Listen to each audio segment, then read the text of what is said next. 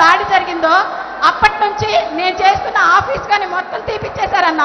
ఆ తర్వాత వచ్చి అక్కడ జరుగుతున్న ప్రతి మీటింగ్ కూడా నేనేదో మీకు క్యారీ చేస్తానని నన్ను సస్పెక్ట్ చేసి క్యారీ చేస్తున్నట్టుగా వాళ్ళు ఊహించుకొని నన్ను పూర్తిగా ప్రతి మీటింగ్కి అవాయిడ్ చేసి నన్ను పూర్తిగా అక్కడి నుంచి ఆపేశారన్న. ఆ తర్వాత నేను వచ్చేసానన్న. బయటకు వచ్చేసిన తర్వాత నేను మా ఇంటి దగ్గర ఉంటూనే అన్ఎంప్లాయ్మెంట్లోనే ఉన్నానన్న. 5 years నుంచి నాకు ఏ జాబ్ లేకుండా నన్ను హెరాస్మెంట్ చేసి నన్ను ఏ రకంగానే ముందుకు రానిలేదన్న.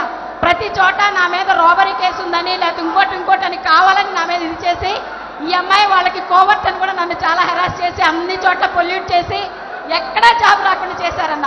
అయినా నేనేం బాధపడలేదు.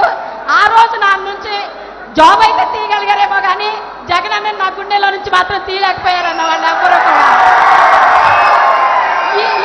ఈరోజు బోండా ఉమాగాడు చేసిన ఆ పని చూసిన తర్వాత నేను నా ఫ్యామిలీ ఏమైపోయినా పర్లేదని చెప్పి నేను ముందుకు వచ్చేసాను.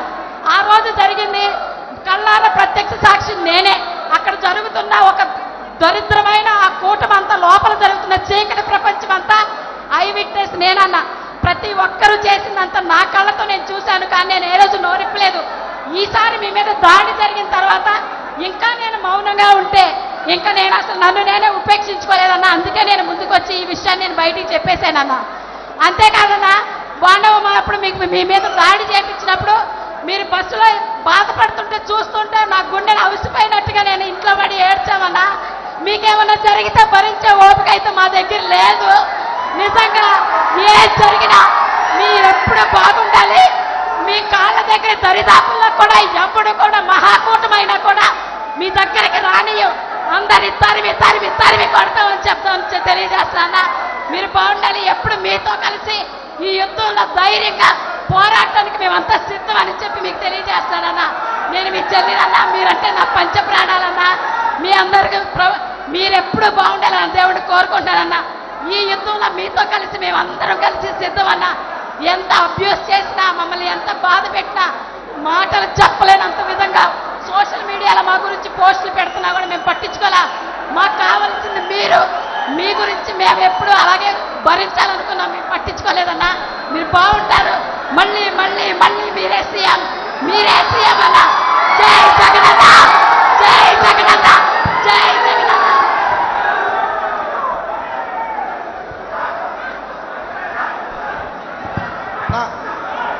గుడ్ మార్నింగ్ అన్న. నా పేరు మల్సాని అనిల్ కుమార్ రెడ్డి అన్న. మా తమ్ముడు పేరు మల్సాని భరత్ కుమార్ రెడ్డి అన్న. నేను అన్నమయ్య జిల్లా రాయచూడి నియోజకవర్గం ఇక్కడ వచ్చా అన్న. ఒక్క నిమిషం తల్లి, మీ పేరేం పేరమ్మా? అన్న సుచిత్ర అన్న. సుచిత్ర ఒకసారి కేన్ ఒకసారి చిదానంద్ ఒకసారి అటాచ్ చేసుకోండి అన్నా. నా పేరు కోట సామ్రాజ్యం అయితే నన్ను సోషల్ మీడియా అన్ని నిక్నేమ్ సుచి అన్న నా పేరు.